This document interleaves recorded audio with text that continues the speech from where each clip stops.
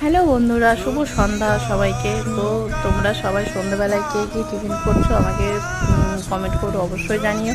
আজকে আমি বরের আর মেয়ের আবদারে চিকেন পকোড়া করছি। আর আমি চিকেনটাকে আগেই ম্যারিনেট করে রেখে দিয়েছিলাম, সেটা তোমাদের সঙ্গে শেয়ার করিনি, তাই পরে শেয়ার করছি।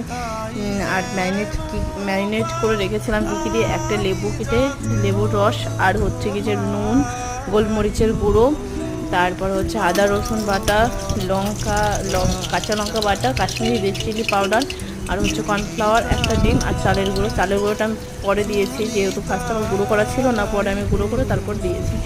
তারপর ম্যারিনেট করে ভালো করে এইবারে ভালো করে ভেজে নেব, একটু লাল লাল করে নেব। আর হ্যাঁ, আরেকটা কথা, আমি কিন্তু হলুদ গুঁড়ো ইউজ করিনি। যারা ইউজ করো তারা ইউজ করতে পারো, আমার ভালো লাগে না তাই আমি ইউজ করিনি। আমি তার জন্য কাশ্মীরি রেড চিলি পাউডারটা দিয়ে দিয়েছি, ওইটাতে আমার কালার চলে আসবে।